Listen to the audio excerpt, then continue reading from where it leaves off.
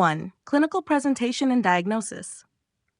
A 6-year-old boy is brought to the pediatrician by his mother because of persistent anal itching for the past 2 weeks, especially at night. He has no fever, no abdominal pain, and his appetite is normal. Physical examination is unremarkable.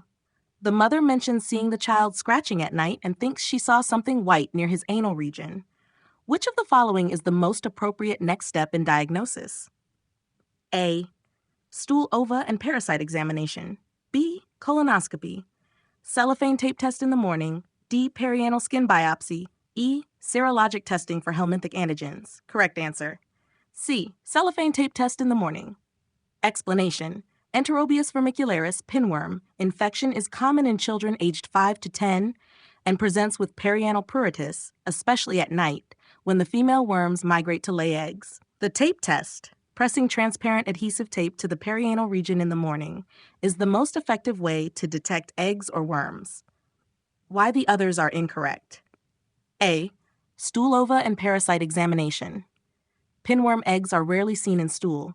This test is more useful for other intestinal helminths like Ascaris or Giardia. B. Colonoscopy. Too invasive and unnecessary. The diagnosis of pinworm is clinical and confirmed with a tape test. D. Perianal skin biopsy. Not standard practice.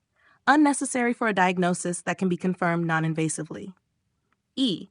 Serologic testing for helminthic antigens.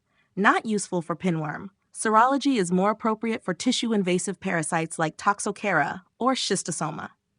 Question 2. Treatment. A 5-year-old girl is diagnosed with Enterobius vermicularis after presenting with nocturnal anal itching. Her mother is concerned because the symptoms have also started in her younger brother. Which of the following is the most appropriate treatment to give this patient? A.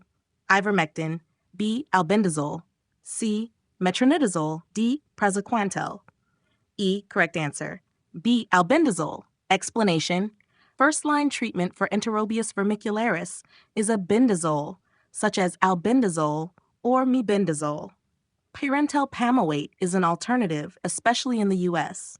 A second dose is usually given 2 weeks later to kill newly hatched worms, as reinfection is common. Family members should also be treated due to high transmissibility fecal-oral route. Why the others are incorrect? A. Ivermectin, used for strongyloides or onchocerca, not first-line for pinworm. C. Metronidazole, used for protozoal infections like Giardia and Entamoeba histolytica, not helminths. D. Praziquantel, used for trematodes, flukes, and cestodes tapeworms like Schistosoma or Taenia. E. Mebendazole, also correct, but albendazole is more widely used and preferred in many regions for better absorption and efficacy.